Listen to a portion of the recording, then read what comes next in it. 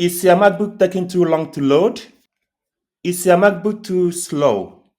If that is the case, it might be because there are so many apps that you have starting up once your MacBook starts up. In order to fix this and make your MacBook faster, I'm going to show you what you can do in less than 60 seconds. Let's do it. What you need to do is to click on the Apple or MacBook icon, go to System Settings. Now, under Login, Items and Extensions, yours might be something else, depends on the kind of MacBook that you have. You just click on it, it brings you to this screen. What you can do, under Open at Login, most probably you have so many applications listed here.